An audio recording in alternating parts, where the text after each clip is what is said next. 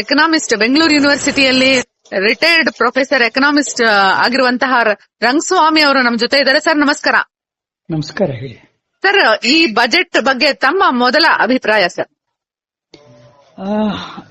It's A very good budget.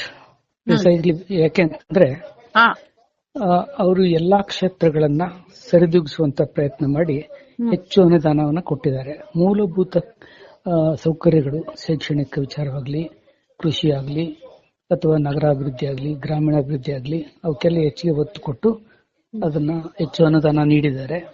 ಆ ದೃಷ್ಟಿಯಿಂದ ಒಳ್ಳೆ ಬಜೆಟ್ ಅಂತ ನನ್ಗನ್ನಿಸ್ತಾ ಇದೆ. ಜೊತೆಗೆ ಈ ಫಿಸ್ಕಲ್ ಡೆಫಿಸಿಟ್ ಏನಿದೆ ಅದರ ಲಿಮಿಟ್ ಒಳಗೇನೆ ಈ ಸಾಲವನ್ನು ಮಾಡುವಂತದ್ದು ಅಥವಾ ಅದಕ್ಕೆ ಮಾಡಬೇಕಾದಂತ ಖರ್ಚನ್ನು ಮಾಡುವಂತದ್ದು ಆಗಿದೆ. ಆ ಕಾರಣಕ್ಕಾಗಿ I feel it is A very good budget. ಆದ್ರೆ ಪ್ರತಿಪಕ್ಷಗಳು ಯಾವಾಗ್ಲೂ ಹೇಳ್ತಾ ಇರ್ತವೆ, ಆದ್ರೆ ಇದನ್ನ ಕೊರತೆ ಬಜೆಟ್ ಮತ್ತೆ ಲಿಮಿಟ್ ಮೀರಿ ಸಾಲ ಮಾಡ್ತಾ ಇದಾರೆ ಅಂತ ಹೇಳಿ ಪ್ರತಿಪಕ್ಷಗಳು ತುಂಬಾ ವಿರೋಧ ಮಾಡ್ತಾ ಇದಾರೆ. ತಮಗೆ ಇದು ಲಿಮಿಟ್ ಮೀರಿದ್ದಾರೆ ಅನ್ಸುತ್ತಾ? ಈ ಬಜೆಟ್ ನ ಬ್ಯಾಲೆನ್ಸ್ ಮಾಡಕ್ ಸಾಧ್ಯ ಇದೆಯಾ ಮುಂದಿನ ದಿನಗಳಲ್ಲಿ? ಲಿಮಿಟ್ ಮೀರಿಲ್ಲ. ಯಾಕೆಂದ್ರೆ within the 25% limit of fiscal deficit the loan has been raised, necessary resource has been mobilised ಅಂತ ಅಲ್ಲಿ ತಿಳಿಸ್ತಾ ಇರೋ ಪ್ರಕಾರ ನನಗೇನು ಅದು ಅಷ್ಟೊಂದು ತೊಂದರೆ ಆಗಲ್ಲ. ಮೋರ್ ಓವರ್ ನಮ್ಮಲ್ಲಿ GST ಕಲೆಕ್ಷನ್ ಇಂದ ಬರುವಂತದ್ದು ಅಥವಾ ನಮ್ಮಲ್ಲಿರತಕ್ಕಂತ ಈ ಒಂದು mobilisation of resources through the spending and other things. ಯಾಕೆಂತಂದ್ರೆ ಪರ್ ಕ್ಯಾಪಿಟಲ್ ಇನ್ಕಮ್ ನಮ್ಮಲ್ಲೇ ಜಾಸ್ತಿ ಇರೋದ್ರಿಂದ it is second to the state. ಅದು Maharashtra is first and second to Karnataka ಅಂತ ಹೇಳಲಾಗಿದೆ. ಆ ಕಾರಣಕ್ಕಾಗಿ ನಮ್ಮಲ್ಲಿ ಹೆಚ್ಚಿನ ಆದಾಯವೂ ಬರ್ಲಿಕ್ಕೆ ಸಾಧ್ಯತೆ ಇದೆ. ಬಿಕಾಸ್ ಮೊದಲಾದ್ರೆ ಸ್ಪೆಂಡಿಂಗ್ ಬಹಳ ಕಡಿಮೆ ಇದ್ದಾಗ ಟ್ಯಾಕ್ಸ್ ಕಲೆಕ್ಷನ್ ಬಹಳ ಕಡಿಮೆ ಇರ್ತಿತ್ತು. ಈಗ ಜನಗಳ ಬಳಿ ಹೆಚ್ಚಿನ ಲಿಕ್ವಿಡಿಟಿ ಇರೋದ್ರಿಂದ ಅವರು ಕೂಡ ಹೆಚ್ಚು ಖರ್ಚು ಮಾಡ್ತಾ ಇದ್ದಾರೆ. ಅನುಭೋಗ ಜಾಸ್ತಿ ಆಗಿರೋದ್ರಿಂದ ಅದರಿಂದ ಬರುವಂತ ಟ್ಯಾಕ್ಸ್ ರೂಪದಲ್ಲಿ ಬರುವಂತ ಆದಾಯನೂ ಕೂಡ ಜಾಸ್ತಿ ಆಗ್ತಾ ಇದೆ. ಆದ್ರಿಂದ ಅದಕ್ಕೇನು ಹೆಚ್ಚಿಗೆ ಇದು ಮಾಡಬೇಕಲ್ಲ. Most of the expenditure is for development purpose, ಅಂದ್ರೆ ಅಭಿವೃದ್ಧಿಗೆ ಬೇಕಾದಂತ ಖರ್ಚು ವೆಚ್ಚಗಳಾಗಿರ್ತವೆ. ಆ ದೃಷ್ಟಿಯಿಂದ ಯಾವುದೇ ರೀತಿಯಾದಂತ ಆತಂಕ ಪಡುವ ಅಗತ್ಯ ಇಲ್ಲ. ಕಮೆಂಟ್ ಮಾಡಬಹುದು, ಮಾಡ್ಲಿಕ್ಕೆ ಇರತಕ್ಕಂಥದ್ದು. ಎಕ್ಸೆಸ್ ಎಕ್ಸ್ಪೆಂಡಿಚರ್ ಆದ್ರೆ ಡೆಫಿಸಿಟ್ ಜಾಸ್ತಿ ಆಗ್ತದೆ, ಡೆಫಿಸಿಟೇ ಜಾಸ್ತಿ ಅಂತ ಕಂಡು ಬರ್ತದೆ. ಸಾಲ ಮಾಡದೆ ಅಭಿವೃದ್ಧಿ ಆಗಲ್ಲ, ಸಾಲ ಮಾಡ್ಲೇಬೇಕಾಗತ್ತೆ. ಆ ದೃಷ್ಟಿಯಿಂದ ಸಾಲ ಮಾಡ್ತಾರೆ, ಅದಕ್ಕೊಂದು ಲಿಮಿಟ್ ಇರಬೇಕು ಅಂತಿದೆ. ಅದು ವಿತಿನ್ ದಟ್ ಸೇಫ್ ಲಿಮಿಟ್ ಇದ್ರೆ ನೋ ಪ್ರಾಬ್ಲಮ್. ಆದ್ರೆ ಅವ್ರು ಏನೇ ಹೇಳ್ತಾರೆ ಪ್ರತಿಪಕ್ಷದವರು ಅಂದ್ರೆ ಕಂಟಿನ್ಯೂಸ್ 3ನೇ ಬಾರಿನೂ ಕೊರತೆ ಬಜೆಟ್ ಮಾಡಿರೋದು ಇದು ಸಕ್ಸಸ್ ಅಲ್ಲ ಅಂತ ಹೇಳ್ತಾರೆ. ತಾವು ಇದನ್ನ ಮೊದಲನೇ 2ನೇ ಬಜೆಟ್ಗೆ ಕಡಿಮೆ ಮಾಡ್ತಾ ಹೋಗಿದ್ದಾರೆ ಅನ್ಸುತ್ತಾ? ಜಾಸ್ತಿ ಆಗ್ತಾ ಹೋಗಿದ್ಯಾ ಸಾಲ? ತಾವೇನ್ ಹೇಳ್ತೀರಾ ಸರ್? ಇದು ಜಾಸ್ತಿ ಆಗಿದೆ, ಸಾಲ ಜಾಸ್ತಿ ಆಗಿದೆ. ಬಿಕಾಸ್ ಅವರು ಅನುದಾನವನ್ನು ಜಾಸ್ತಿ ಮಾಡಿದ್ದಾರೆ, ಡೆವಲಪ್ಮೆಂಟ್ ಪರ್ಪಸ್ಗೆ ಜಾಸ್ತಿ ಅನುದಾನ ಕೊಟ್ಟಿದ್ದಾರೆ. ಆದ್ರಿಂದ ಹೆಚ್ಚಿಗೆ ರಿಸೋರ್ಸ್ ಮ್ಯಾಚ್ ಆಗದೆ ಇದ್ರಿಂದ ಅದು ಡೆಫಿನೆಟ್ ಆಗಿ ಡೆಫಿಸಿಟ್ ಆಗುತ್ತೆ. ಆದ್ರೆ when it is meant for development purpose there won't be any problem ಅಂತ. ಈ ಗ್ಯಾರಂಟಿ ಯೋಜನೆಗಳು ಕೊಡುವಂತ ಹಣ ಡೆವಲಪ್ಮೆಂಟ್ ಪರ್ಪಸ್ಗೆ ಸರಿಯಾಗಿ ಯುಟಿಲೈಸ್ ಆಗಬೇಕು ಅಷ್ಟೇ. There must be a proper utilisation of the resources given for development purpose. ಈ ಗ್ಯಾರಂಟಿ ಯೋಜನೆಗಳು ಇದೇನೆ ಹೊರೆ ಆಗುತ್ತಾ ಸರ್ಕಾರಕ್ಕೆ? ತೂಗಿಸಬಹುದಾ ಸರ್? ಮೊದಲಿಂದ ಹೊರೆ ಆಗಿದೆ ಅಂತ ಅಂದ್ರೂ ಕೂಡ ಅದನ್ನ ಸರಿ ತೂಗಿಸ್ಕೊಂಡ್ ಬರ್ತಾ ಇದಾರೆ. ವಿತೌಟ್ ವಿಚ್ ಅದನ್ನ ಕಂಟಿನ್ಯೂ ಮಾಡಕ್ ಆಗ್ತಿರ್ಲಿಲ್ಲ.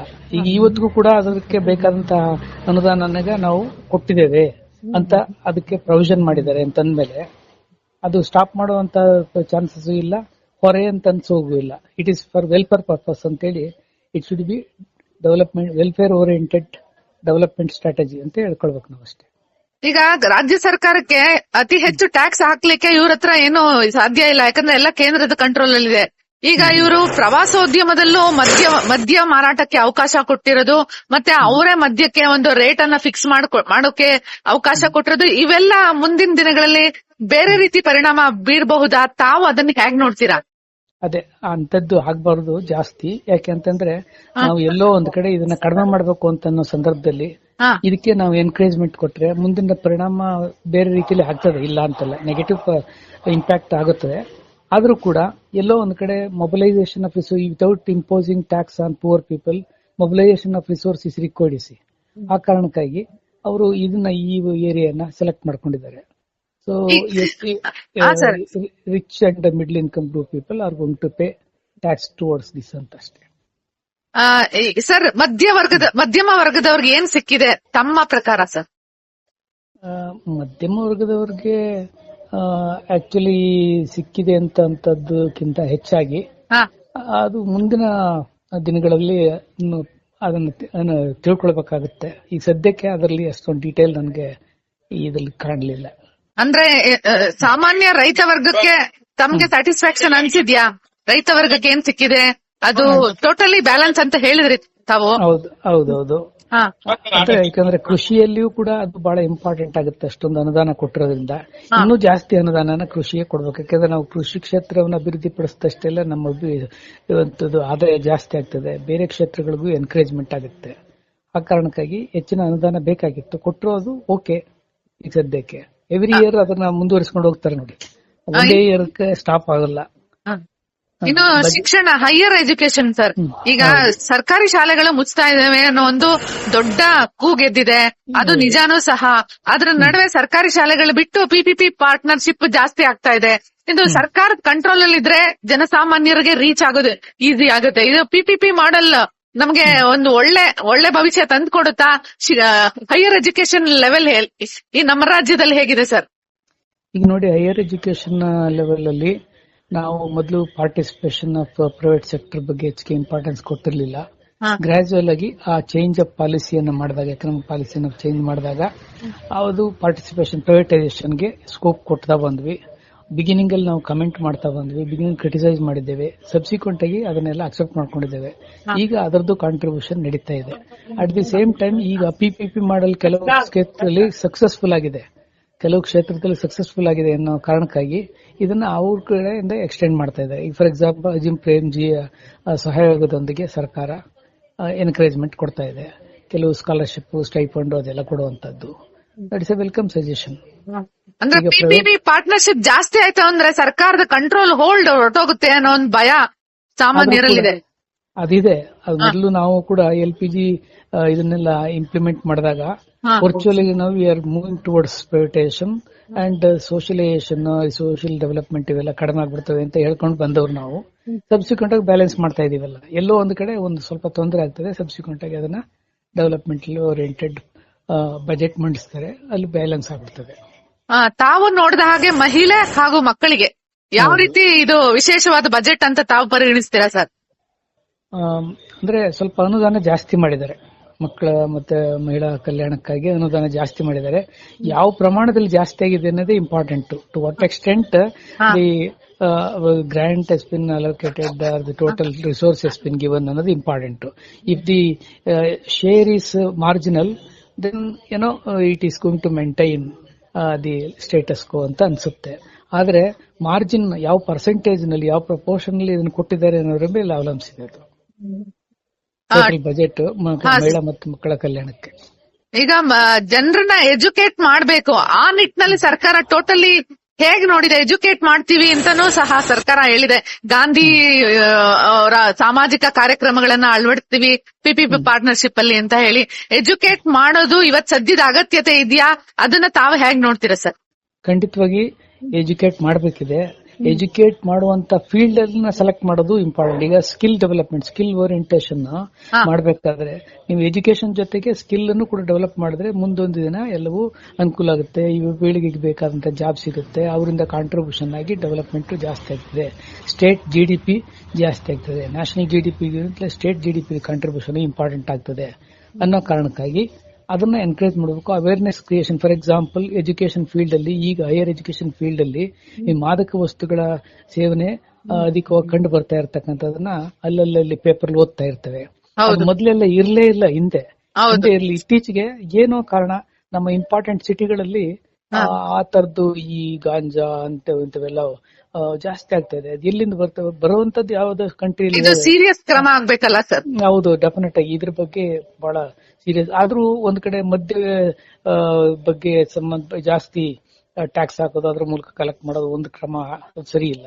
ಆದ್ರೆ ಈ ಕಡೆ ನಾವು ಅವೇರ್ನೆಸ್ ಕ್ರಿಯೇಟ್ ಮಾಡ್ತೀವಿ ಅಂತೀವಿ. ಅದನ್ನ ಅವೇರ್ನೆಸ್ ಕ್ರಿಯೇಟ್ ಮಾಡೋದಷ್ಟೇ ಅಲ್ಲ, we must prevent it, we must totally cure it. Prevention ಗಿಂತ ಕ್ಯೂರ್ ಮಾಡೋದೇ ಬೆಟರ್. ಈಗ ಇನಿಷಿಯಲ್ ಸ್ಟೇಜ್ ಅಲ್ಲಿ ಇದೆ, ವೈಡ್ ಸ್ಪ್ರೆಡ್ ಆಗಿ ಆಗ್ಬಿಟ್ಟಾಗ ಮತ್ತೆ ನಾವು ಪ್ರಿವೆಂಟಿವ್ ಮೆಜರ್ ತಗೊಳ್ತೀವಿ, ಕ್ಯೂರೇಟಿವ್ ಮೆಜರ್ ಬಿಟ್ಬಿಡ್ತೀವಿ. ಈಗ it is at initial stage and therefore we must take strict action to prevent it, to cure it. ಆತರ ಸರ್, ಇದಲ್ದೆ ಇವಾಗ ಇನ್ನೊಂದು ನಿಮ್ಮ ಟೈಮ್ ಅಲ್ಲಿ ಇತ್ತು, ಕಾಲೇಜಲ್ಲಿ ಎಲೆಕ್ಷನ್ಸ್, ಯೂನಿವರ್ಸಿಟಿಗಳಲ್ಲಿ ಎಲೆಕ್ಷನ್ಸ್ ಅಂತ ಅದನ್ನ ತೆಗ್ದಾಕ್ಬಿಟ್ಟಿದ್ರು. ನಮಗೆ ಯುವ ನಾಯಕರು ಬರ್ಲೇ ಇಲ್ಲ, ಫ್ಯಾಮಿಲಿ ಅವರೇ ನೆಕ್ಸ್ಟ್ ಕಂಟಿನ್ಯೂ ಆಗುವಂತ ಪರಿಸ್ಥಿತಿ ಬಂದಿತ್ತು. ಆದ್ರೆ ಇವತ್ತು ಮುಖ್ಯಮಂತ್ರಿಗಳು ಒಂದು ವಿಶೇಷ ಅವಕಾಶವನ್ನ ಕೊಟ್ಟಿದ್ದಾರೆ, ಕಾಲೇಜ್ಗಳಲ್ಲಿ ಎಲೆಕ್ಷನ್ ಆಗ್ಲಿ, ಯೂನಿವರ್ಸಿಟಿಲಿ. ಇದರಿಂದ ಒಂದು ಯುವ ನಾಯಕರನ್ನ ನೋಡಕ್ಕೆ ಅವಕಾಶ ಆಗುತ್ತೆ ಅನ್ಕೋಬಹುದಾ ಸರ್? ಡೆಫಿನೆಟ್ ಅಂದ್ರೆ ಹೇಳ್ಬೋದು. Actually university education, higher education ಅಲ್ಲಿ quality has gone down because of lack of proper recruitment, proper teaching method and other infrastructure facilities. ಈಗಲಾದ್ರೂ ಅದು ಎಚ್ಚೆತ್ಕೊಂಡು ಸ್ವಲ್ಪ ಅನುದಾನ ಜಾಸ್ತಿ ಮಾಡಿ ಅದನ್ನ ಜಾಸ್ತಿ ಮಾಡೋದು ಕೊಟ್ಟಿದ್ದಾರೆ. ಹಾಗಾಗಿ ಈ ಎಜುಕೇಶನ್ ಸೆಕ್ಟರ್ ಅಲ್ಲಿ ಸ್ವಲ್ಪ ಇಂಪ್ರೂವ್ಮೆಂಟ್ ಕಾಣಬಹುದು ಅಂತ ತಿಳ್ಕೊಂಡಿದ್ದೇನೆ. ಈಗ ನೋಡಿದ್ರೆ 56,000 ಚಿಲ್ಲರೆ ಪೋಸ್ಟ್ ರಿಕ್ರೂಟ್ ಮಾಡ್ತೀವಿ ಅನ್ನುವಾಗ ಹೈಯರ್ ಎಜುಕೇಶನ್, ಪ್ರೈಮರಿ ಎಜುಕೇಶನ್ ಗೆಲ್ಲ ಇಂಪಾರ್ಟೆನ್ಸ್ ಕೊಟ್ಟಿದ್ದಾರೆ. ಸರ್, ಅದು ಅಲೋಕೇಟೆಡ್ ಪೋಸ್ಟ್ ಆಗಿತ್ತು. ಈಗ ಹೊಸ ಪೋಸ್ಟ್ ಗಳಿಗೆ ಏನು ತುಂಬಾ ಕೆಲಸ ಆಗ್ತಿಲ್ಲ, ಅದನ್ನ ತಾವ್ ಹೇಗ್ ನೋಡ್ತೀರಾ ಸರ್? ಅಲೋಕೇಟೆಡ್ ಕಂಪ್ಲೀಟ್ ಮಾಡ್ತಾ ಇಲ್ಲ ಅವರು. ಯಾವ್ದೋ ಒಂದು ಕಾರಣ ಕೊಟ್ಟು ಪೋಸ್ಟ್ಪೋನ್ ಮಾಡಿ ಯುವಕರ ಆ ಒಂದು ಮಾನವ ದಿನಗಳು ಅಂತ ಏನ್ ಹೇಳ್ತೀವಿ, ಮ್ಯಾಂಡೇಸ್, ಬಹಳ ಇಂಪಾರ್ಟೆಂಟ್ ಮ್ಯಾಂಡೇಸ್, ಅವೆಲ್ಲ ಲಾಸ್ ಆಗ್ತಾ ಇದಾವೆ. ಮೊದಲು ನಾವು ಎಜುಕೇಶನ್, ಹೈಯರ್ ಎಜುಕೇಶನ್ ಇಲ್ಲ ಅಂತಿದ್ವಿ. ಈಗ ಹೈಯರ್ ಎಜುಕೇಶನ್ ಜಾಸ್ತಿ ಪಡ್ಕೊಂಡವ್ರಿಗೆ ಜಾಬೇ ಇಲ್ಲ, ಹತಾಶರಾಗಿ ಕುತ್ಕೊಳ್ಳುತ್ತ. ಬಟ್ ಇನ್ನೊಂದು ಲೆಕ್ಕದಲ್ಲಿ ನಮ್ಮ ಎಕಾನಮಿ ತುಂಬಾ ಡೆವಲಪ್ ಆಗ್ತಾ ಇರೋದ್ರಿಂದ ಯಂಗ್ಸ್ಟರ್ಸ್ಗೆ ಬೇರೆ other than education, other than field ಅಲ್ಲಿ ಗವರ್ಮೆಂಟ್ ಜಾಬ್ ಬಿಟ್ಟು ಪ್ರೈವೇಟ್ ಗೆ ಎನ್ಕರೇಜ್ ಮಾಡ್ತಾ ಇದೀವಿ ಅಂತ ಹೇಳ್ತದೆ.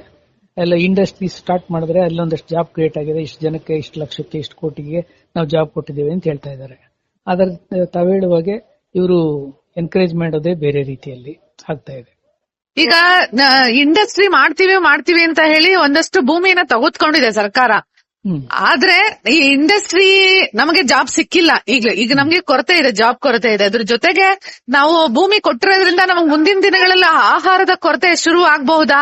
ಅದನ್ನೇನಾದ್ರು ಕನ್ಸಿಡರ್ ಮಾಡಿದಾರ ಕೃಷಿ ವಲಯದಲ್ಲಿ ಈ ಬಜೆಟ್ ಅಲ್ಲಿ? ಆದ್ರೆ ನೀವು ತಿಳ್ಕೊಳ್ಬೇಕಾದ್ದು, it is confined only to urban areas. Industries ಎಲ್ಲ ಸೆಟಪ್ ಆಗ್ತಾ ಇರೋದು, ಇಂಡಸ್ಟ್ರೀಸ್ ಎಲ್ಲ ಸ್ಟಾರ್ಟ್ ಆಗ್ತಾ ಇರೋದು ಅರ್ಬನ್ ಏರಿಯಾದಲ್ಲಿ. There is heavy concentration of industries only in urbanised areas. ಅದು ಎಕ್ಸ್ಟೆಂಡ್ ಆಗ್ತಿದೆ ನಮ್ಮ ಅರ್ಬನ್ ಏರಿಯಾಸ್ಗಳು. ನಮ್ಮ ಬೆಂಗಳೂರು ಹಳ್ಳಿ ಗಾಡಿಗೂ ಎಕ್ಸ್ಟೆಂಡ್ ಆಗ್ತಾ ಹೋಗ್ತಾ ಇದೆ. ಆ ಸಿಟಿ ಇದೆಯಲ್ಲ, ಗ್ರೇಡ್ 1 ಸಿಟಿ, ಗ್ರೇಡ್ 2 ಸಿಟಿ ಇವೆಲ್ಲ ಇದಾವೆ. ಟೈರ್ 1, ಟೈರ್ 2, ಟೈರ್ 3 ಸಿಟೀಸ್ ಅಂತ ಇದಾವೆ. ಅದಕ್ಕೆ ಇನ್ನು ಎಕ್ಸ್ಟೆಂಡ್ ಮಾಡಬೇಕಿದೆ ಸಾಕಷ್ಟು ಪ್ರಮಾಣದಲ್ಲಿ. ಯಾಕೆಂದ್ರೆ ಇಂಡಸ್ಟ್ರಿ ಸ್ಟಾರ್ಟ್ ಮಾಡಬೇಕಾದವರು most of the people would like to start their industries only in developed areas, urban developed areas, because infrastructure facilities ರೆಡಿಯಾಗಿ ಅವೈಲಬಲ್ ಇರ್ತವೆ ಅಲ್ಲಿ. ಆದ್ರಿಂದ ಅವರಲ್ಲೇ ಬಂದು ಇನ್ವೆಸ್ಟ್ ಮಾಡಕ್ ರೆಡಿ ಇರ್ತಾರೆ. ಹಾಗಾಗಿ ಇದು ಈಕ್ವಲ್ ಆಗಿ ಸ್ಪ್ರೆಡ್ ಆಗೋದಿಲ್ಲ. ಹಳ್ಳಿಗಾಡಿನಲ್ಲಿ ಹೆಚ್ಚಿಗೆ ಇಂಡಸ್ಟ್ರಿ ಸ್ಟಾರ್ಟ್ ಆಗಲ್ಲ, ಅಥವಾ ಟೈರ್ 3 ಸಿಟೀಸ್ ಅಲ್ಲಿ ಈ ಇಂಡಸ್ಟ್ರೀಸ್ ಸ್ಟಾರ್ಟ್ ಆಗಲ್ಲ. ಆಗೋದೇನಿದ್ರು ಅರ್ಬನ್ ಏರಿಯಾದಲ್ಲೇ ಆಗ್ತಾ ಇದಾವೆ. ಅದಕ್ಕೆ ಈಗ ಒಂದ್ ವೇಳೆ ರೀಜನಲ್ ಡೆವಲಪ್ಮೆಂಟ್ ಆಗ್ಬೇಕು ಅಂತಂದ್ರೆ ಅನ್ಡೆವಲಪ್ಡ್ ಏರಿಯಾಸ್ ಇದೆಯಲ್ಲ, ಆ ಕಡೆಗೆ ಎನ್ಕರೇಜ್ ಮಾಡಬೇಕು. ಎನ್ಕರೇಜ್ ಮಾಡೋದಕ್ಕೆ ಬೇಕಾದಷ್ಟು ಇನ್ಸೆಂಟಿವ್ಸ್ ಎಲ್ಲ ಕೊಡ್ತಾರೆ, ಆದ್ರೂ ಹೋಗ್ತಾ ಇಲ್ಲ. ನೀವು ನೋಡಿದ್ದೀರಿ, ಕೇಳಿದ್ದೀರಿ, ಓದಿದ್ದೀರಿ. ಅಷ್ಟೊಂದು ಎನ್ಕರೇಜ್ಮೆಂಟ್ ಇರಲ್ಲ. ಹೆಚ್ಚಿಗೆ ಬೆಂಗಳೂರು, ಇನ್ ಅಂಡ್ ಅರೌಂಡ್ ಬೆಂಗಳೂರಲ್ಲಿ, ಮೈಸೂರಲ್ಲಿ, ಮಂಗಳೂರಲ್ಲಿ, ಶಿವಮೊಗ್ಗದಲ್ಲಿ ಇಂಥ ಕಡೆನೆ ಆಗ್ತವೆ. ಉಳಿದಂತದ್ದು 31 ಜಿಲ್ಲೆಯಲ್ಲಿ ಎಷ್ಟು ಕಡೆ ಆಗಿದೆ ಹೇಳಿ? ಒಂದು 7-8 ಸಿಟಿಗಳು ಬಿಟ್ರೆ. ಇದಲ್ದೆ 16 ವರ್ಷದ ಮಕ್ಕಳ ಒಳಗೆ ಇರೋರಿಗೆ ನಾವು ಮೊಬೈಲ್, ಇಂಟರ್ನೆಟ್ ಅಲ್ಲಿ ಏನೇನ್ ನೋಡ್ತಾರ ಬ್ಯಾನ್ ಮಾಡ್ತೀವಿ ಅಂತ ಹೇಳಿದ್ದಾರೆ. ಇದು ರಿಯಲಿ ಪ್ರಾಕ್ಟಿಕಲ್ ಆಗಿ ಆಗುತ್ತಾ ಸರ್? ಯಾಕಂದ್ರೆ ಮಕ್ಕಳು ಮನೇಲಿ ಇದ್ದಾಗ ಮೊಬೈಲೇ ಹಿಡ್ಕೊಂಡಿರ್ತಾರೆ. ಪೇರೆಂಟ್ಸ್ ಗೆ ಮೊದಲು ಅವೇರ್ ಆಗ್ಬೇಕು. ಇದು ಪ್ರಾಕ್ಟಿಕಲ್ ಆಗಿ ಆಗುತ್ತಾ ಅಂತ ತಾವೇನ್ ಫೀಲ್ ಮಾಡ್ತೀರಾ ಸರ್? ಬಹಳ ಕಷ್ಟ ಇದೆ ಇನಿಷಿಯಲ್ ಸ್ಟೇಜ್ ಅಲ್ಲಿ, ಬಟ್ ವಿ ಮಸ್ಟ್ ಟ್ರೈ. ಈಗ ನಾವು ಯಾವ್ದನ್ನು ಇಂಥ ಸಂದರ್ಭದಲ್ಲಿ ಗೊತ್ತಾದ್ರೆ negative effect on children mind ಅಂತಂದ ಕೂಡಲೇ ನಾವು ಅದಕ್ಕೆ ಸೂಕ್ತವಾದಂತ ಕ್ರಮ ತಗೊಳ್ಳೇಬೇಕು. Whether we succeed in this by 100% or not, it's a different issue, but we must make a move, an attempt towards that. ಹಾ ಸರ್, ಟೋಟಲಿ ಈಗ ವರ್ಲ್ಡ್ ಬೇರೆನೆ ಆಗ್ತಾ ಇದೆ. ಈಗ AI ಬಂದ್ಬಿಟ್ಟಿದೆ. 4 ಜನ ಮಾಡೋ ಕೆಲಸ ಅದ್ರಲ್ಲಿ AI ಆಗೋಗ್ತಾ ಇದೆ. ಈಗ ನಾವು ಬೇರೆ ರೀತಿ ಪ್ರಿಪೇರ್ ಆಗ್ಬೇಕು. ಅದಕ್ಕೆ ಪೂರಕವಾಗಿ ಬಜೆಟ್ ರೆಡಿ ಆಗಿದೆ ಅಂತ ತಾವು ಅಭಿಪ್ರಾಯ ಪಡ್ತೀರಾ ಸರ್? ಮೊದ್ಲಿಂದ ನಮ್ಗೆ ಏನ್ ಅನ್ಸುತ್ತೆ ಅಂದ್ರೆ ಟೆಕ್ನಾಲಜಿ ಡ್ರಿವನ್ ಡೆವಲಪ್ಮೆಂಟ್ ಯಾವಾಗ್ಲೂ ಜಾಬ್ ಕ್ರಿಯೇಷನ್ಗೆ ಅವಕಾಶ ಕೊಡೋದಿಲ್ಲ. It replaces the human force and everything is done by technology ಅಂತ ಇತ್ತು. ಅದೇ ಕಂಟಿನ್ಯೂ ಆಗ್ತದೆ ಈಗಲೂ ಕೂಡ. ಈಗ ನೀವು ಎಷ್ಟೋ ಜನ ಲೇ ಆಫ್ಸ್, ಬೇರೆ ಬೇರೆ ಕಂಪನಿಗಳು ಲೇ ಆಫ್ಸ್ ನೋಡ್ಕೊಂಡಿದ್ದೀರಿ. ಎಷ್ಟೋ ಜನ ಜಾಬ್ ತೆಗೆದು ಬಿಡ್ತಾರೆ. ಇವತ್ತಿನ ಪೇಪರ್ಲೂ ಇದೆ, ಕೆಲವ್ರನ್ನೆಲ್ಲ ಜಾಬ್ ತೆಗೆದು ಬಿಡ್ತಾರೆ ಅಂತ. ಹಾಗೆ ಮುಂದೊಂದ್ ದಿನ ಈ ತರ ಡೆವಲಪ್ಮೆಂಟ್ ಆದ್ರೆ ಅದ್ರ ಅಗತ್ಯನೇ ಬಿಡೋಲ್ಲ, ಹೆಚ್ಚಿಗೆ ಜನಕ್ಕೆ ಜಾಬ್ ಸಿಗೋಲ್ಲ, ಆ ಪರಿಸ್ಥಿತಿ ಆದ್ರೂ ಆಗ್ಬಹುದು. But we must develop N alternative. ಇದ್ರ ಜೊತೆಗೆ ಇನ್ನೊಂದು ಹೊಸ ಮಾಹಿತಿ ಅಂದ್ರೆ ಬೆಂಗಳೂರಿನಲ್ಲಿ ಒಂದು 500 ಕಂಪನಿಗಳು ಮುಚ್ಕೊಳ್ತವೆ ಅಂತ. ಆ 500 ಕಂಪನಿಗಳು ಹೋದ್ರೆ ಅದರಿಂದ ಬರುವಂತ ಸರ್ಕಾರಕ್ಕೆ ಆದಾಯನೂ ನಿಲ್ಲುತ್ತೆ. ಜನ ಬೇರೆ ರಾಜ್ಯದವರಿದ್ರೆ ಹೋಗ್ಬೋದು, ಅಥವಾ ಇಲ್ಲಿಯವರೇ ಆದ್ರೆ ಒಂದು ಹೊಸ ಹೊಸ ಸವಾಲ್ಗಳು ಶುರುವಾಗುತ್ತೆ. ಅದನ್ನು ಈ ಬಜೆಟ್ ಅಲ್ಲಿ ಗಮನ ಇಟ್ಕೊಂಡಿದ್ದಾರೆ ಅಂತ ತಮಗನ್ಸುತ್ತಾ? ಇಲ್ಲ, ಅದ್ರ ಬಗ್ಗೆ ಹೆಚ್ಚಿಗೆ ಕಾನ್ಸಂಟ್ರೇಷನ್ ಇಲ್ಲ. ಆದ್ರೆ ಅದು ಯಾಕೆಂದ್ರೆ ಮುಂದಾಗುವಂತ ಪರಿಣಾಮ, ದುಷ್ಪರಿಣಾಮ ಈಗಲೇ ಅದನ್ನ ನಾವು ವ್ಯೂ ಮಾಡ್ತಾ ಇಲ್ಲ. ಅದ್ರ ಬದಲು ಮಾಡಿದ್ರೆ ಚೆನ್ನಾಗಿರ್ತಿತ್ತು ಅನ್ಸುತ್ತಲ್ಲ ಸರ್? ಮಾಡಿದ್ರೆ ಚೆನ್ನಾಗಿರ್ತಿತ್ತು, ಬಟ್ ಇನ್ಸ್ಟೆಡ್ ಅವೇರ್ನೆಸ್ ಕ್ರಿಯೇಟ್ ಮಾಡ್ತೀವಿ ಅಂತ ಹೊರಟಿದಾರಲ್ಲ. ಅವೇರ್ನೆಸ್ ಅಲ್ಲ, ಯಾಕಂದ್ರೆ ಈಗ ಕಂಪನಿಗಳು ಹೋಗ್ತಾ ಇರೋದು ಬೇರೆ ಯಾವ್ದೋ ರಾಜ್ಯಕ್ಕಲ್ಲ, ಇಂಗ್ಲೆಂಡ್ ಹೋಗ್ತಾ ಇದೆ, ಇಲ್ಲ ಅಮೆರಿಕಕ್ಕೆ ಹೋಗ್ತಾ ಇದೆ. ಟೋಟಲಿ ಅವ್ರಿಗೆ ಅಂತ ಆಫರ್ ಕೊಟ್ಬಿಟ್ಟಿದ್ದಾರೆ. ಈಗ ನೀವು ಬರೋರಿದ್ರೆ ಬನ್ನಿ ಅಂತ ಹೇಳ್ತಾರೆ. ಹಾಗೆ ಒಬ್ಬ ವ್ಯಕ್ತಿ ಸಡನ್ ಆಗಿ ಹೋಗಕ್ ಆಗಲ್ಲ. ಹೋಗಕ್ಕೂ ಅದೇ ನಿಮ್ಗೆ ಗೊತ್ತಿದೆ, ಬೇರೆ ದೇಶದಲ್ಲಿ ನೆಲೆಸ್ಬೇಕು ಅಂದ್ರೆ ಎಷ್ಟೊಂದು ಸವಾಲ್ಗಳಿರ್ತವೆ ಅಂತ. ಈ ನಿಟ್ಟಿನಲ್ಲಿ ಹೊಸ ಒಂದ್ ಸವಾಲ್ ಶುರುವಾಗಿದೆ. ಅದನ್ನು ಸಹ ಮುಖ್ಯಮಂತ್ರಿಗಳು ಒಂದ್ ಸ್ವಲ್ಪ ಮನಗಂಡಿದ್ರೆ ಚೆನ್ನಾಗಿರ್ತಿತ್ತೇನೋ ಅನ್ಸ್ತದೆ. ಯಾಕಂದ್ರೆ ನನಗೆ ತಿಳಿದವ್ರು ಎಷ್ಟೊಂದ್ ಜನ ದಿನ ಜಾಬ್ ಹೋಯ್ತು ಅಂತ ಹೇಳ್ತಿರ್ತಾರೆ. ಹೌದೌದು, ನೀವು ಆ ಫ್ಯೂಚರ್ ಪಾಯಿಂಟ್ ಆಫ್ ವ್ಯೂ ಇಂದ ಹೇಳುವಂತದ್ದು ನಿಜಕ್ಕೂ ಒಪ್ಪಬೇಕಾದ್ದು, ಅಪ್ರಿಶಿಯೇಟ್ ಮಾಡಬೇಕಾದ್ದು. ಅದ್ರ ಬಗ್ಗೆ ಫ್ಯೂಚರ್ ಪ್ಲಾನ್ ಅಥವಾ ಫ್ಯೂಚರ್ ಸ್ಟ್ರಾಟಜಿಯನ್ನ ಇವಾಲ್ವ್ ಮಾಡ್ಕೊಳ್ಬೇಕಿದೆ ಈಗಲಿಂದಲೇ. ಈ ಬಜೆಟ್ ಅಲ್ಲಿ ಅದ್ರ ಬಗ್ಗೆ ಇಲ್ಲ, ಆದ್ರೂ ಕೂಡ ಮುಂದೊಂದು ದಿನ ಅದ್ರ ಬಗ್ಗೆ ಎಲ್ಲ ಇಂಪಾರ್ಟೆನ್ಸ್ ಕೂಡ ಸಾಧ್ಯತೆ ಇದೆ. ನೀವ್ ಹೇಳಿದ್ದು ಬಹಳ ಉತ್ತಮವಾದಂತ ಅಭಿಪ್ರಾಯ, ಉತ್ತಮವಾದಂತ ವಿಚಾರ. ಸರ್, ಇದುವರೆಗೂ ನಮ್ ಜೊತೆ ಬಹಳಷ್ಟು ವಿಶೇಷ ಮಾಹಿತಿಗಳನ್ನ ಹಂಚ್ಕೊಂಡಿದ್ದೀರಾ. ಧನ್ಯವಾದಗಳು ಸರ್. ನಮಸ್ಕಾರ. Thank you. ನಮಸ್ಕಾರ.